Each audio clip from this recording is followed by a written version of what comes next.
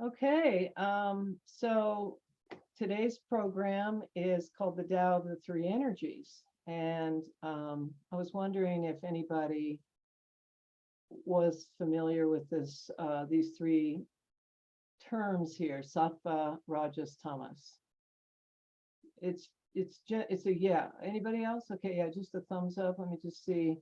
I wasn't sure if this was everybody knew about this or if it was totally unfamiliar. Okay, so two folks. So um, I would assume you learned it from Vedanta philosophy or yoga. Yeah, yoga.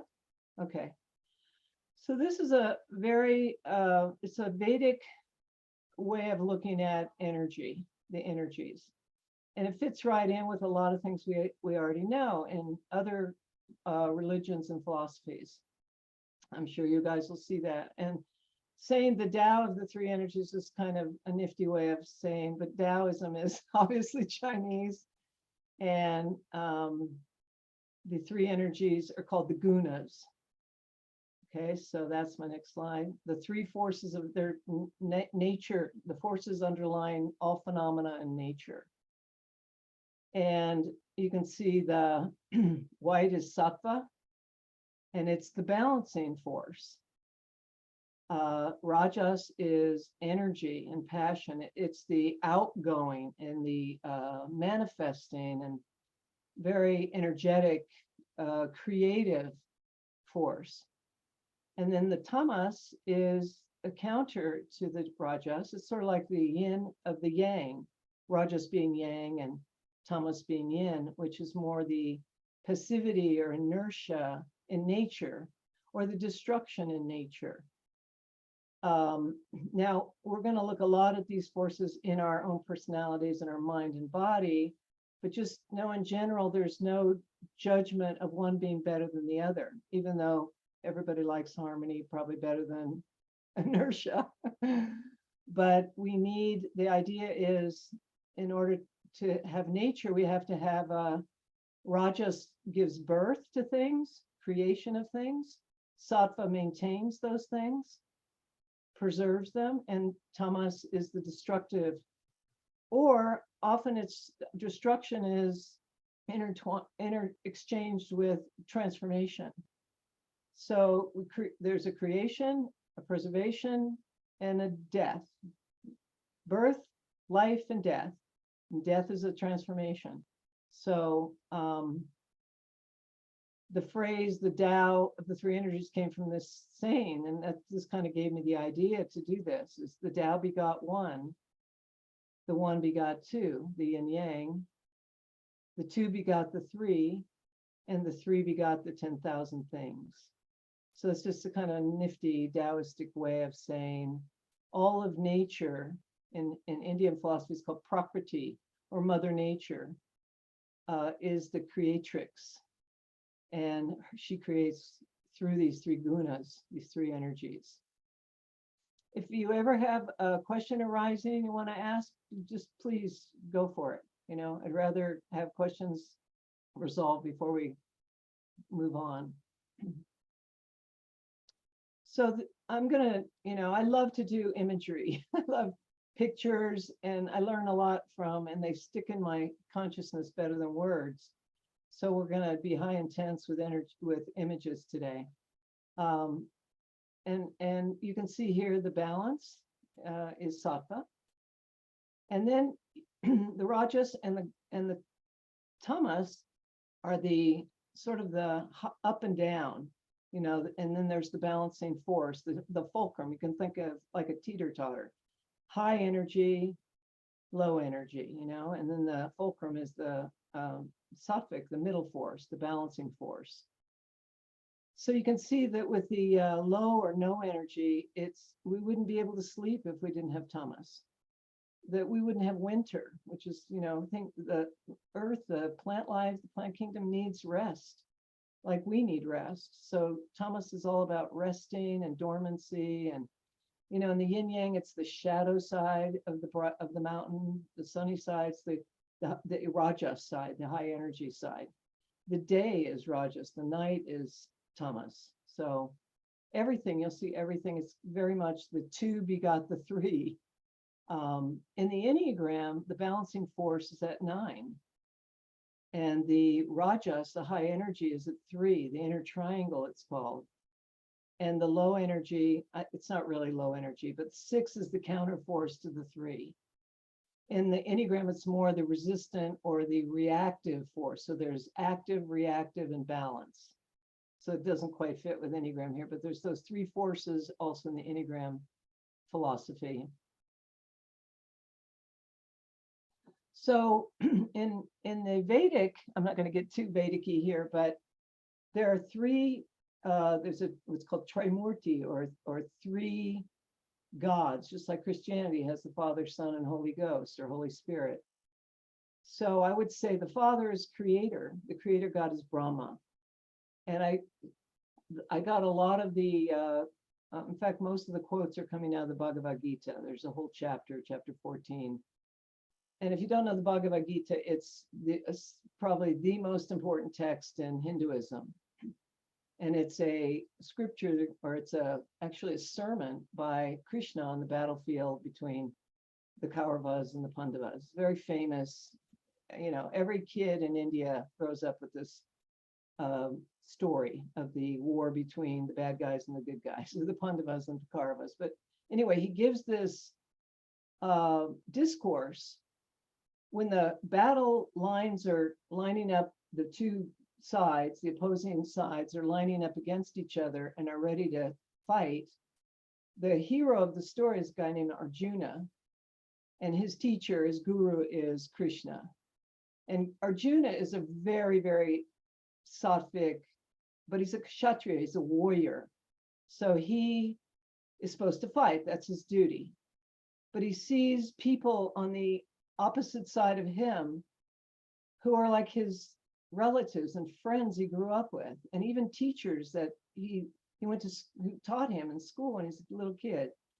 And he falls into despondency, and he says, I can't do this. And he throws his weapons down, says, I can't do this. And he's totally demoralized and dejected. And Krishna looks at him like, what are you? You're a warrior, stand up, fight. And he goes, no, I can't. And anyway, the whole Bhagavad Gita comes out of his, which is it's 18 chapters. And he talks about what life is, what it's about. And the gunas of these forces, he explains brilliantly in one of the chapters. It's very detailed, but basically says for sattva,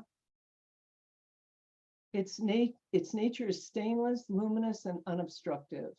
So that's the balancing force.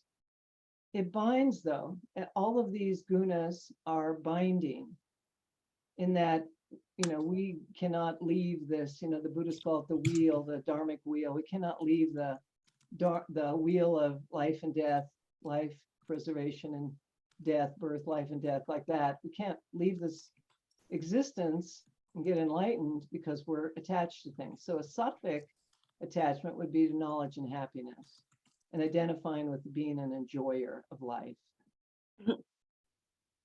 So, but and then there's the Rajas force. Its nature is passion, thirst, and craving for things not yet acquired, or clinging to objects that one already has. And SueAnn? Yes. Yes. Who is the preserver? I know the bottom is Krishna. I've missed who the preserver is. Okay, so In the image, just the image you're giving. That's all I'm asking. Yeah, that's Vishnu. Vishnu, thank you. So we have Brahma, Vishnu, and Shiva. Thank you.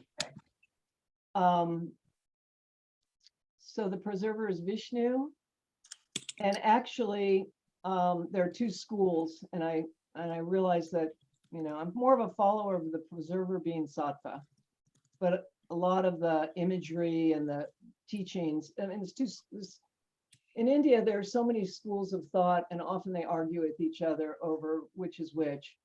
But in my learning about all this, the preserver is actually, but you know, this isn't that important for us knowing about the gunas, but the preserver is sattva. It's the balance.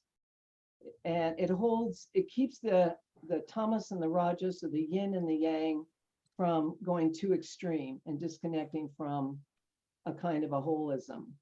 So I couldn't find an image though that had But the preserver is actually Vishnu. Vishnu is the preserving force, and the creator is Brahma. So Brahma, so if you guys can just see this as the passion, Brahma is the creator. If we had endless creation, we would be smothered by nature, because nature just pops out the babies and the plants and everything, just we would be just smothered. So we need that destroyer, and we need the preserver to keep the balance. So I apologize for that. It's a little confusing. That creator is really this passion and thirst and craving for more and more and more. And the luminous, stainless, it's kind of the calm and peaceful force. So the attachment is to action. So when we're really identified with being the doer, I did that, I achieved that. I got a PhD, I'm an Aikido black belt, all that. I is that a Rajas force. So we have that, that's part of our being human.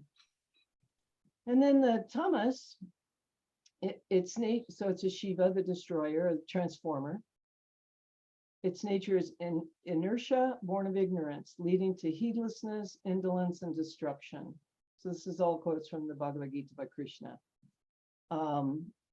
So this is getting more into sort of the qualities that are not desirable if we're too much tamas, too much rajas.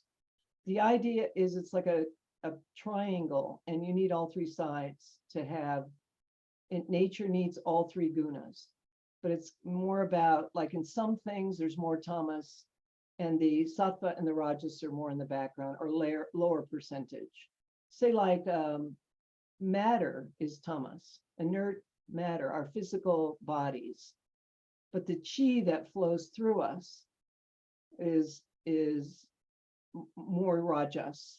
And then the mind, or the creative thought, the kind of higher mind, is the sattvic, like that, like we're all these layers, and we need all three to live, to be alive. We need our body, we need form, we need physicality, we need earth.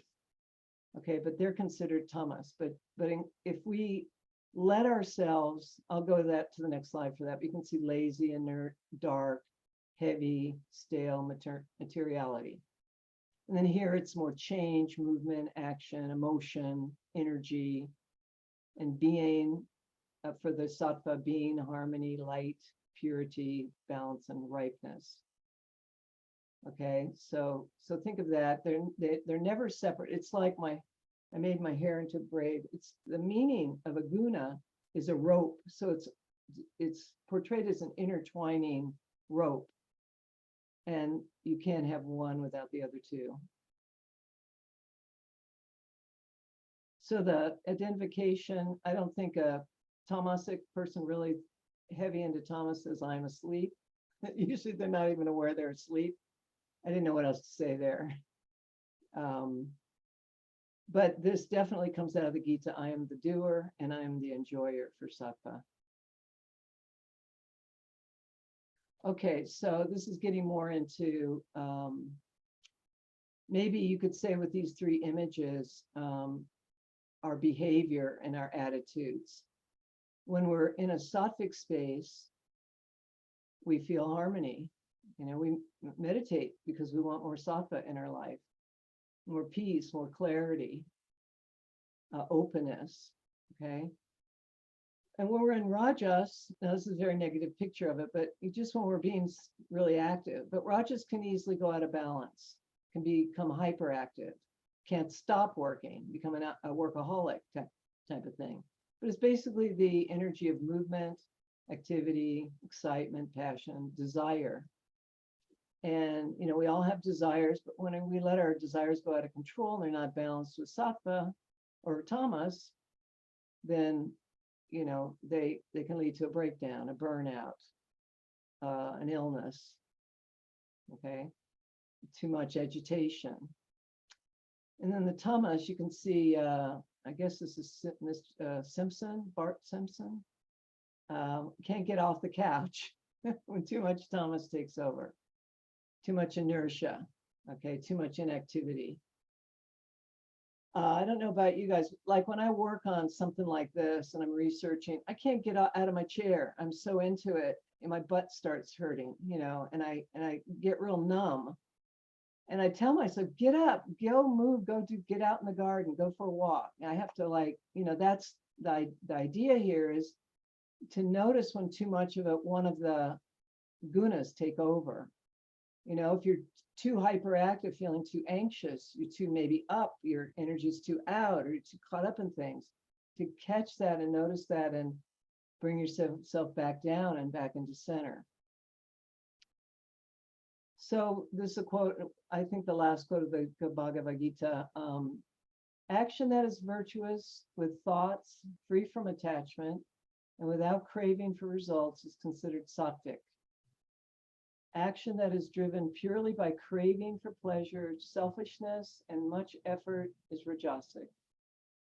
Action that is undertaken because of delusion, disregarding consequences, without considering loss or energy to others or self is called tamasic, or injury, sorry, because without considering loss or injury to others or self is called tamasic.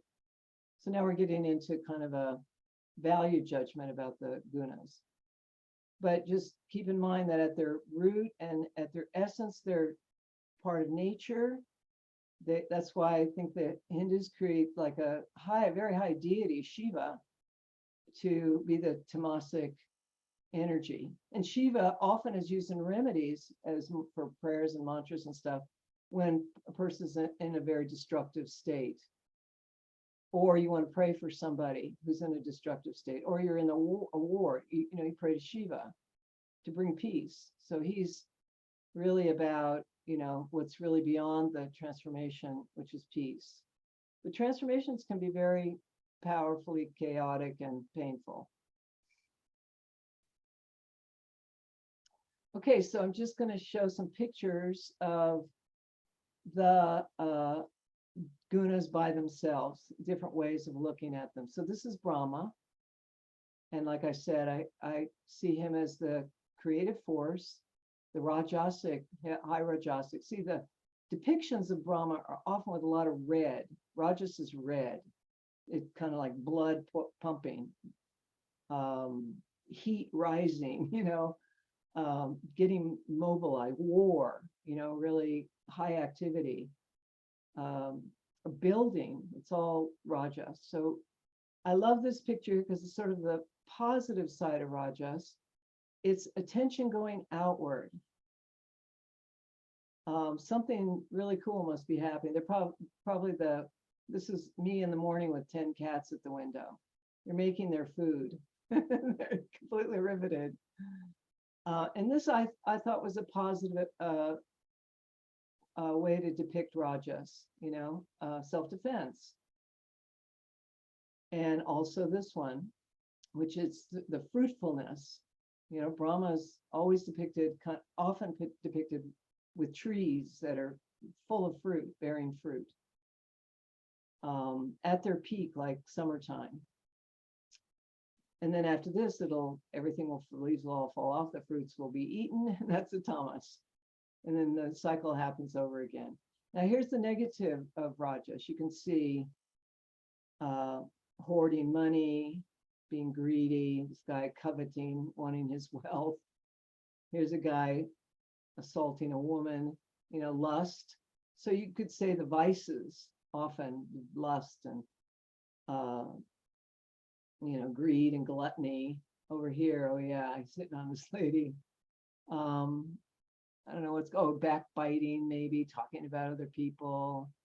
So you could look at, this is maybe, I don't know. So anyway, you can see this is when Rajas goes negative.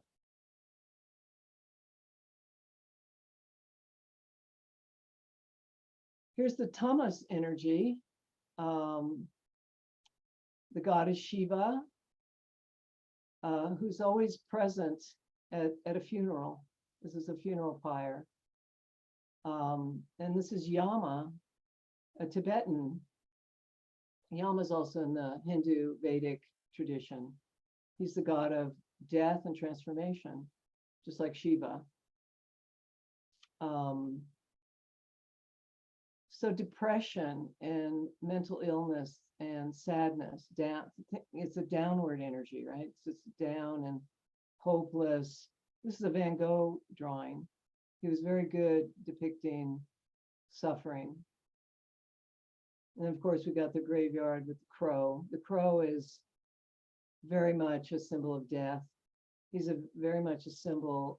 Often there's crows around Shiva. Crows and snakes. And also Yama is very connected to crows in the Vedic literature. And then this is a Dante's Inferno. A pretty horrific, if you want to see this bigger, there's a lot of interesting detail going on here. But that's Satan, and Dante's, taking a trip through the, what is it, the 7 levels of the Inferno. And then there's the Purgatorio and the Paradiso, right? There's the higher levels in other books. Obviously, you can see here what that implies. People being starved, probably in it from a camp. And it's interesting that Jesus, I'm putting Jesus in with Thomas, with Shiva, because it's all about transformation. And I could be wrong about this, but I see the Father being the creator. So that goes with Rajas. The Vishnu, the preserver, because the Vishnu basically means that which pervades everything. You could say the divine immanently flowing through everything in creation. There's nothing that isn't God or Vishnu. Vishnu's just, even the ugliest thing, it's Vishnu is that God, so that's the Holy Spirit. And the creator God, Brahma, who's not worshipped in Hinduism because he did some things that were wrong, but I won't go into that. But Shiva's worshipped and Vishnu's worshipped. And obviously we worship Jesus because it's a lot about what do people use Jesus as a symbol of? Someone who transcended suffering, who transformed, was reborn. This is sort of like a transformational symbol. This is life in our world. It's part of our world, not all of life, but people are really suffering a lot. They would turn to a deity or God or a being like Jesus.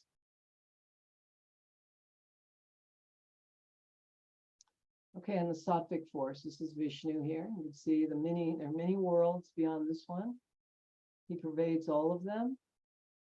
He's very much about the light and life and everything beautiful in life.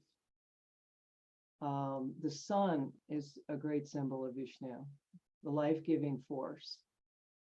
And they worship the sun in Egypt, Ra. And Ra is actually the sound of fire, the fire sound in Sanskrit, Ra. If you need energy, you say Ra, but that's sort of different than Sattva. Sattva is when you're balanced. They say that if you're in a sattvic state, you don't need to do anything. Why meditate? You're already there. We meditate when we're too rajasic or too tamasic. We meditate to get to sattva. So when you're sattvic, it's just about enjoying it and being grateful. Lotuses are a big symbol of the beauty of a lotus. The lotus that blooms in the mud is a sattvic symbol. And this is the resurrection. So the body, the dead body of Jesus, and then the spirit. So you could say the spirit, that which arises, that which transcends, is the sattvic energy. But in this world, it's kind of all about keeping the balance. So like, this is a lot why I love Aikido, because it's a reminder when I'm out of balance. Center, you could say, our grace is about coming back to the sattvic state that's always in us. Putting our attention on, like affirmations, putting our attention into something that will bring more sattvic energy into our minds and hearts. Okay, let's see here. I'm almost getting ready to do, we'll do a practice, you guys. So I want to make sure everything's clear. So if you have questions, you can, I just got 2 more slides before we do a practice. So this is more the psycho-spiritual side of the gunas. Okay, so for an awareness practice, self-observation practice, it would kind of be like when we're feeling dull or fog brain, just recognizing that we're in tamas, that maybe too much tamas is in our mind. We need rest, maybe, or maybe we're just procrastinating. But it's called the veiling power. So it's when we feel no energy, apathetic, sluggish. Fear avoidance. So it's the retractive, the contracting away from life, fear avoidance. So allows for rest and sleep. That's the good side of it. I wouldn't be able to sleep. But it does hinder self-inquiry and meditation. So next week we'll get a lot into things to do if we have time, but generally just for when we're in tamas to notice it. We don't want to reach for sattva if there's a lot of tamas in our mind. The idea is to be, that this isn't the right order really, but tamas, you could say, is like the earth. You kind of wake up and you just feel dead, no energy, you can't get going. Don't, you know, a lot of people will say, oh, I should be happy, oh, I should feel better, oh, what's wrong with me, you know. No, just observe just observe, just be and do some action, whatever you can do. And as you start moving and doing action, it could be just taking a walk, it could just be breathing, it could be washing the dishes, whatever, just act. Don't, you know, stay there, but accept it. It's very important. And then from rajas, energetic mind, but it distorts awareness because there's a lot of desire, and too much energy causes distortion. It just, the desires take us out, split us off, give us kind of indecisiveness maybe. Should I do this or should I do that? You know, multitasking too much. It's called the projecting power. So that's why I put this here. The shadow part of us is tamas, but what gets projected is rajas. So whatever we're not in touch with in ourselves gets projected. So noticing our projections and bringing the mind back and saying how, you know, oh God, that person is such a blah, blah, blah. Wait, how am I like that? You know, owning our stuff. So that's a rajasic practice. And then we do sort of eat our shadow or integrate our shadow. It's like the light can come through. You become a clear mirror. That's what sattva is, clear mind. It reveals rather than distorts or obscures. Oops. It's the discerning, self-inquiry, all that's much more easy to do when we're sattvic. But the path would be, if you find yourself here, go to rajas, then sattvic will be easier to when they have energy, it'll be easier to do the practices. You know, like often with the kata say, oh, I don't want to do that. So I do it because, you know, try to keep with practices most of my life. I will tell myself, well, to get the tamas is a resistance. If I'm feeling resistant, I'm maybe having too much tamas. How about we just do the first 3 exercises of the kata? Or with say qigong, how about just do 5 minutes? Because often, you know, if I'm sitting doing one thing, I don't want to shift to another thing. You know, there's resistance to change. So I'll tell myself, just do 5 minutes and that'll get me going, and then I can do the whole thing. I'm sure you guys have little techniques you have with yourself. Okay, so this is just a repeat of what we said, but there's a lot of other stuff that goes on. It's a whole Om, AUM is connected with these 3 gunas. the om sound. Om sound, like amen. Om. Okay, so this is a time that we can unmute and you can ask questions, but it's just a little bit of integrate what I've just been talking about. And I'll go through and put my cursor on one of the pictures and ask you guys to guess the guna. Okay, everybody unmuted? Anybody have a question or need clarification about anything? Okay. Everybody see everything okay? It's a little hard to see your pointer, but Oh, if you okay. if you keep it moving, maybe it'll be. Okay, I'll start with, SueAnn, can you make it go full screen? That will enlarge it for us if you, I think that's full screen. no, whatever you did, it just made it a little bit bigger. Yeah, I don't know how to get rid of this bar up here. Yeah, that's what I mean. I don't know what Get rid of you're that. in. I'm looking for a way. There's other bars at the side that I got rid of, but this one I just don't know how to get rid of it. Okay. Can you guys see now? It's just not changing. It's just the way it is. We'll work with it.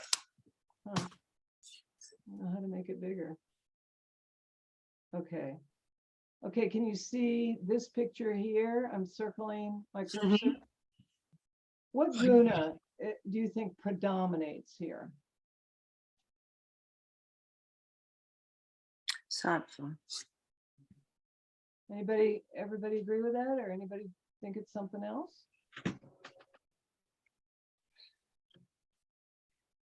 do we do it? Maybe it's balance, harmony. I don't know.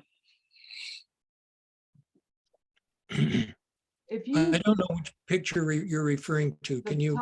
top left picture. Yeah, we with can't see the cursor. Your cursor is so tiny. So if you just describe it or the point top where it left tells us. picture, top left picture. A man cradling a baby, looking the baby in the eye. Sattva, I would say. I think it's energetic. Yeah, there's a lot of energy there. But there's also restfulness. So it might be tamas.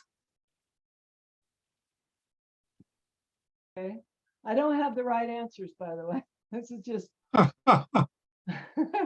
It kind of seems to have sattva and brahma, two energies. Rajas. Rajas, yeah.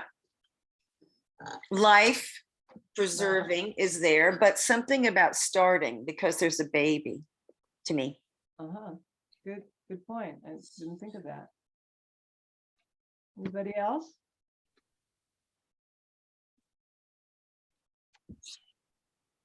Well, what caught me with this picture is the contradictions. If you look at his tattoos, they're all MS-13 images. Oh, we can't see that. Yeah, that's So on his hand here is an MS-13 tattoo. And if you look, I mean, it's really, he's full of MS-13 regalia. And so knowing that, I know he's a killer, most likely. He's a tough guy. But what is he doing? It looks like he's loving this baby. And a baby, the purity of the baby.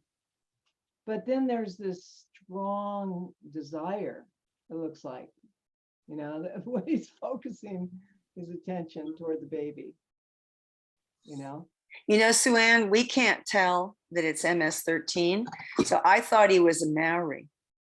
So So I can't see what you're seeing because we can't see what the tattoos say. So just a very interesting picture that you picked because it looks different depending on how much we can actually see it accurately. Fascinating. Well, I'm seeing basically what you're saying, but I have studied this picture beforehand and I had to reduce the size, right, to get it all on here. But I'll send you the picture in the picture. I'll make an enlarged picture. But Cool. there's eyes that look like they have tears in them. And No, we can't see it. there's a naked woman. Anyway, so I'm telling you that, so maybe it'll make you guess something different. Well, that's definitely some Thomas energy. Rajasic. Yeah. But also, I like this picture because I think all the gunas are showing there. You know, Yeah, sometimes it's really that's hard. true. Yeah. So he's a killer in some parts of his life, and pure love, if this is pure, could be possessive love. So anyway, that's one reason I put that there. What about this one here? This just to the right of the MS-13 guy, with the green fields and the dark clouds and Sattva for me. anybody else? I agree, it's balanced. It's because you see the sun, the light and the dark, and even the light and the dark on the ground. Yeah, I think it's more balanced. Looks pretty balanced, yeah. Between dark light and the Rajasic growth. Growth is Rajasic. How about this one? Next to that one on the right side, lady in the blue dress. Do you see balance there? Yes. Can you see that picture okay? Mm-hmm. Yeah. Rajas. Well, there's Tamas because they are standing on rock, and there's Rajas because there's energy in the sky. So it must be Sattva because it's a kiss. A kiss must be balanced. I don't know. I think it's another one that shows kind of multiple energies depending how you take them. There's a lot of rajas in the passion of it. There's this calm lake in the background. So a bit of sattva. Maybe they will come together in harmony and create a beautiful family. We don't know. I don't know. I feel like it's got multiples. But maybe I should say, what's the main emotion of the people here? oh, well, that's different. Passion. Yeah, it's clearly Rajas, right? Yes. Emotion. Okay. What is the emotion, or no, what is the, just looking at this picture, you're just off the top, this one right below the green field with the light coming through. Just, if you just were to say something without any mental analysis, just what your hit. Sattva. A lot of stuff in nature is like this. Balance. Yeah. And beauty, Mm-hmm. simple beauty. Is beauty sattvic essentially? Yes. Oh, that's lovely. Well, thank Actually, you. purity, like those lotuses. Hmm. But the lotus grows out of mud, and the lotus is going to die, you know, so it doesn't live forever. Sattva really is something that transcends life, true sattva. I mean, that's what, but it's in life, but it's also lives beyond life.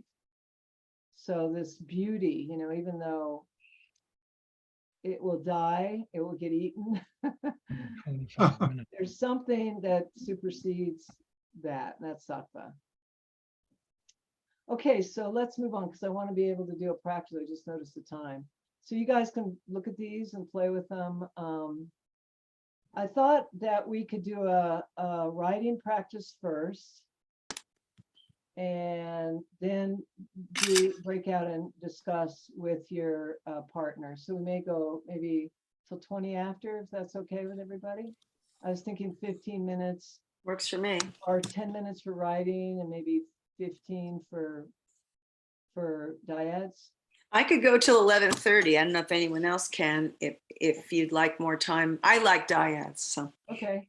I don't, but you have to ask the group. Just because it doesn't mean everybody else So does. if we need to go till 11:30, would that be okay for y'all? Is there anyone that can't do it? How about if they speak up, then we'll know. We're good till it's 12:30 for us, but we're good. It's going to be a little challenging for Pam and I, but we'll stick with it as best we can. Okay, And I can stick around, no problem. I'd like to clarify though, that typically I think what we do when we go into breakout rooms is we stop the recording because Right. it results in this piece in which nobody can get anything when they listen to the recording because everybody's in breakout rooms. Yeah, just So, and Okay, then so- we might want to decide, would we be having sharing when we come back from the breakout rooms, SueAnn? it would be great to come back by, say, 20 after, so we can share what we, right, it'd be good to wrap up with some sharing. So what I would suggest is that we stop the recording at when the breakout rooms start and just not start it back up again. Would that be okay with everyone? Yeah, Thumbs up? Okay, great. That's what we'll do. okay. Okay, so get out your piece of paper and a pen, and we'll hopefully we'll be able to do this by top of the hour. So just writing, which guna mental state are you in now? Which guna are we in now? Rajas, Tamas, or Sattva? I'm in tamasic. So that's mental. We're looking at our mental state. And the next one, what is the state of your emotions now? Emotions. Rajas, Tamas, or Sattva? Rajas, fine. Oops, made a typo there. It's fine. So How that's- about your body? What is the state of your body now? That's the state of your body. My body is getting tired. Sluggish. Yeah, wants to go home. Is Gito, there- just to let you know, you're not muted, so we can hear you speaking. Is there a time of day that you feel the most sattvic? Rajasic? Or tamasic?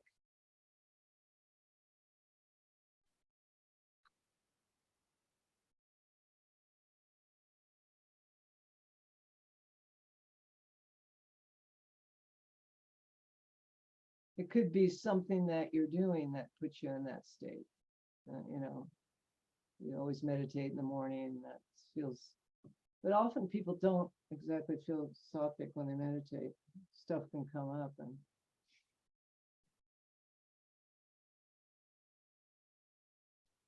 When in a rajasic state, what are some of the symptoms you feel? Symptoms first of your mind, like the thought realm.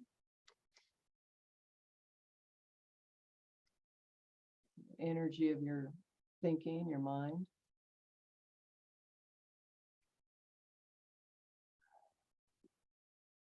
When in Rajasic state, what are some of the symptoms of your emotional state?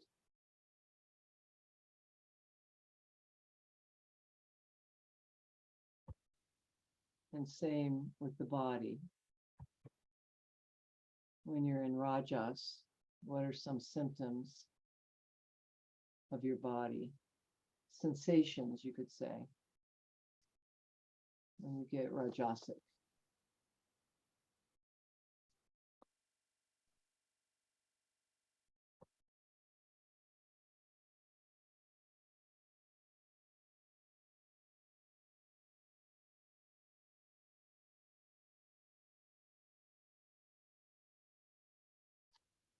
When you feel caught up, just, raise your hand or thumbs up and let me know if I can go to the last one.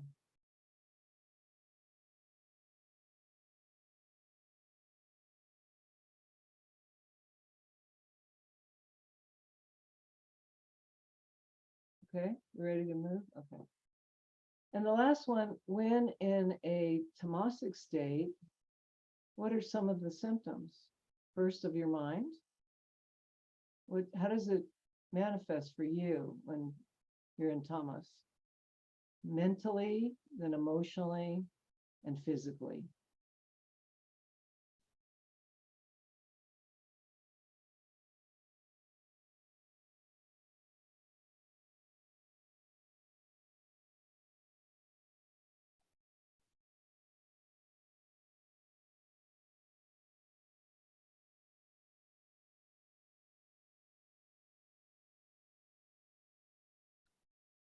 And just let me know when you guys are ready to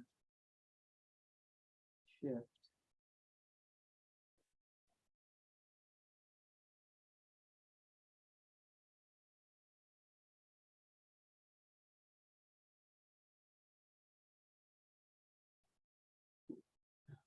We all set? Okay.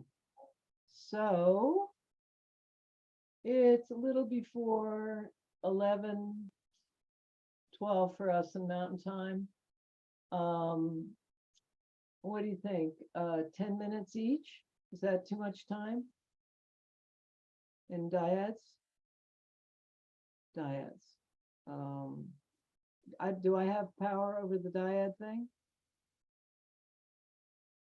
Let's see. I'm looking at do I do that? Do I make dyads? I know how to do it. Let's see.